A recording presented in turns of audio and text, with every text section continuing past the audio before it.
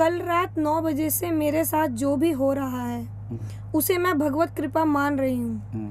अब आप अपना वचन सत्य कर मुझे भगवत दर्शन करवाएं। अच्छा, हमने कब कहा था आपको, क्या कहा था? अच्छा, कल जो प्रश्न आया था। हाँ, लेकिन उसमें ये हुआ था कि प्रश्न ये किया था इन्होंने कि अगर मैं ऐसा करूं तो क्या मुझे दर्शन हो जाएंगे? हाँ, बिल्कुल बिल्कुल तो आपने कहा था बिल्कुल हो जाएंगे। बिल्कुल, शास्त्र में लिखा हुआ है। तो अब आप ये कह रहे हैं कि अब मैं कल से कर अरे रही हूं। मुझको नहीं कराने की जरूरत है, आपको इसी साधना से हो जाएंगे। कर्णदास की जरूरत नहीं पड़ेगी, इतनी पावरफुल ये साधना है, आपको कर्णदास की आवश्यकता नहीं। आप तो साधना कीजिए, सब कुछ भगवान की कृपा से।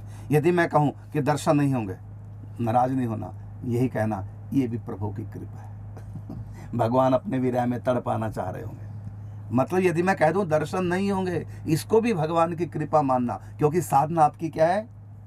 हर स्थिति को भगवान की कृपा। तो मैं यदि कह दूं कि दर्शन नहीं होंगे या मैं नहीं करा रहा हूं, कभी नहीं कराऊंगा जीवन में, यदि ऐसा मैं कह रहा हूं, कह दूं, मान लो वैसे ऐसा नहीं कह रहा हूं, लेकिन एक आपको मैं ट्यूशन पढ़ा रहा हूं या चीटिंग करा रहे हैं, चीटिंग करा रहा हूं। हाँ, मतलब निराशा चारों तरफ से बिल्कुल उल्टा हो जाए सब कुछ।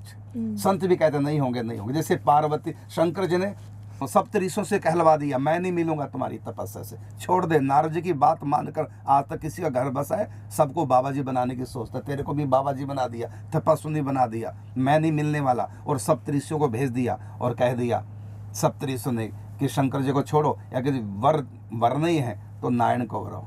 और कहा कि नारद जी से क्या होगा? आज तक नारद जी का उपदेश सुनकर किसी का घर बसा है?